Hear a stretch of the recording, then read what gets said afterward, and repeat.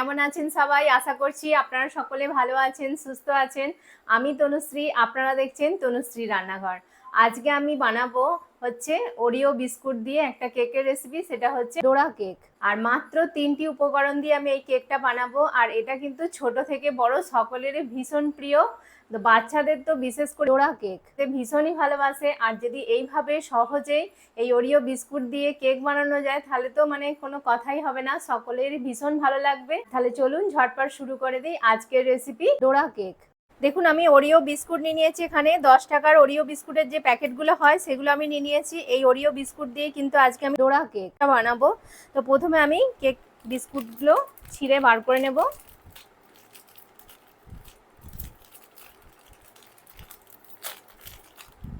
এইভাবে আমি বিস্কুটগুলো একটা পাত্রের মধ্যে বার করে নিচ্ছি।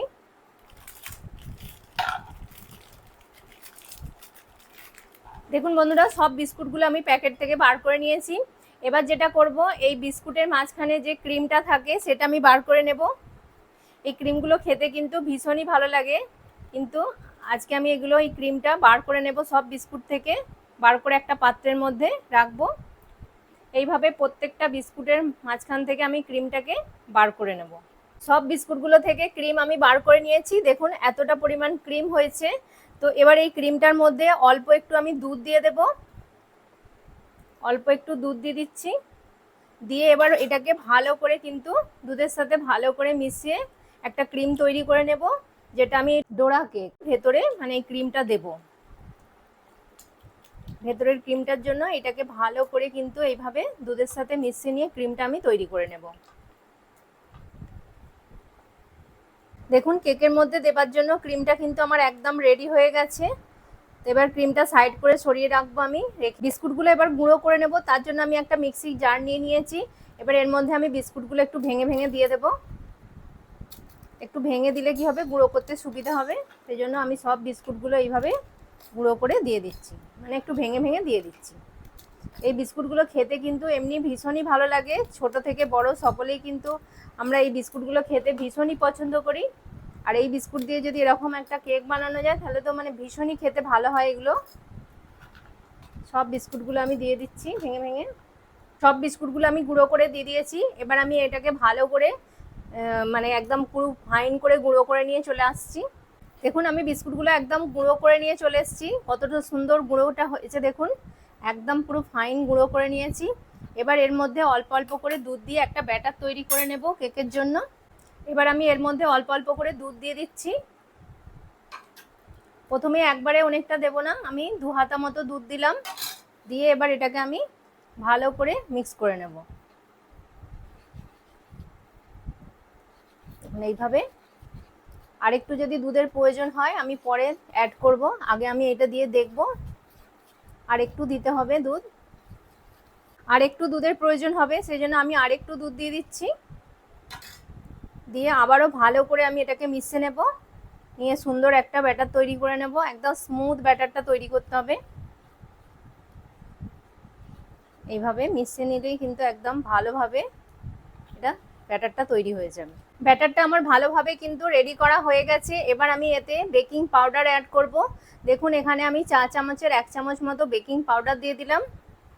এবার বেকিং পাউডারটা দেওয়ার পর ভালো করে আবারও আমি এটাকে মিশিয়ে নেব।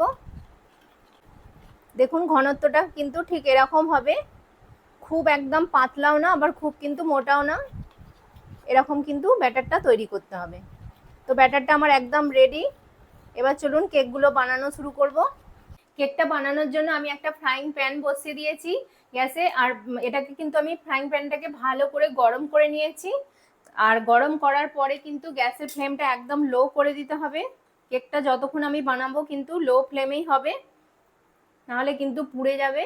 তো এখান থেকে আমি 1 হাতা মতো ব্যাটার দিয়ে দিলাম। দিয়ে এইভাবে একটু চারিয়ে গোল করে দেব। দেখুন এভাবে গোল করে দিলাম। দিয়ে এবার আমি একটা চাপা দিয়ে দেব। দিয়ে 5 থেকে 6 মিনিট এটা হলেই কিন্তু কেকটা একদম রেডি হয়ে যাবে। খুবই তাড়াতাড়ি হয়ে যায়, একদম ঝটপট। তাহলে 5 মিনিট পর আমি ফিরে আসছি। দেখুন বন্ধুরা, আমি 5 মিনিট পর ফিরে এসেছি। এবার কেকটা দেখুন কত সুন্দর হয়ে গেছে। কেকটা একদম কিন্তু পারফেক্টভাবে বেক হয়ে গেছে। আপনারা আশা করছি দেখে বুঝতে পারছেন। দেখুন কত সুন্দর হয়ে গেছে, ওপরটাও কিন্তু খুব সুন্দরভাবে একদম দেখুন ড্রাই হয়ে গেছে। এবার আমি এটাকে একটা প্লেটের মধ্যে তুলে নেব। দেখুন কত সুন্দর ইজিভাবে কিন্তু এটা উঠে যাচ্ছে। এটাকে আমি একটা প্লেটের মধ্যে এবার তুলে নিচ্ছি। দেখুন বন্ধুরা, কেকগুলো আমি কিন্তু বানিয়ে নিয়ে চলে এসেছি, আর কতটা সুন্দর হয়েছে দেখুন কেকগুলো। এবার আমি কেকের মাঝখানে যে ক্রিমটা বানিয়ে রেখেছিলাম দেবার জন্য, সেই ক্রিমটা এবার লাগিয়ে দেব।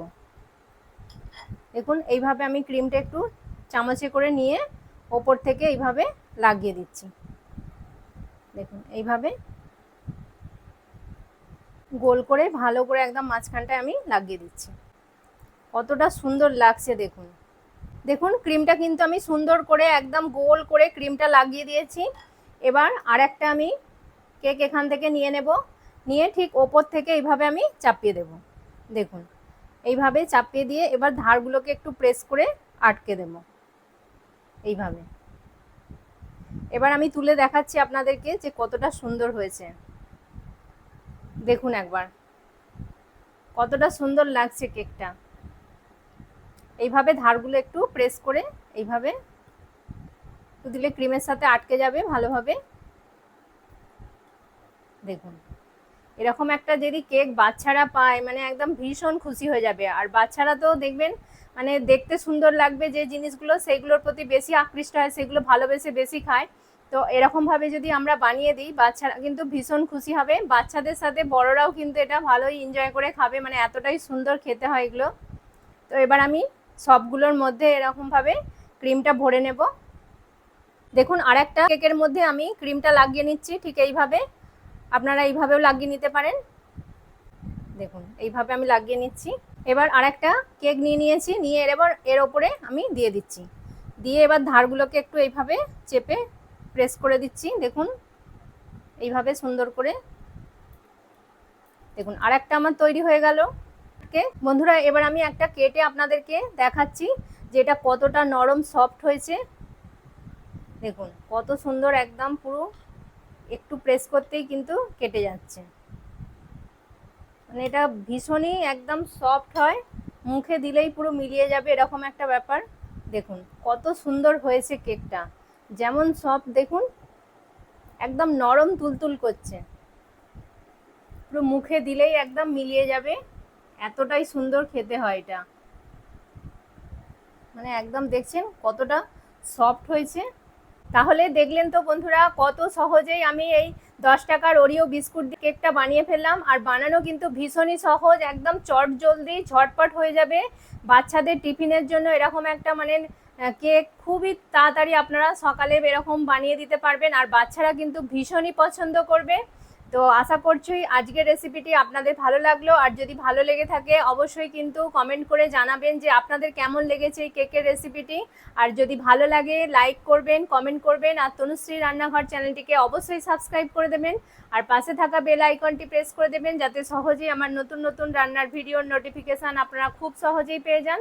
আর আপনার বন্ধু বান্ধবদের মধ্যে প্লিজ এটা শেয়ার করে দেবেন। ততক্ষণ আপনারা ভালো থাকবেন, সুস্থ থাকবেন। আপনাদের সাথে দেখা হবে আবার একটি নতুন রান্নার ভিডিওতে। নমস্কার, টাটা।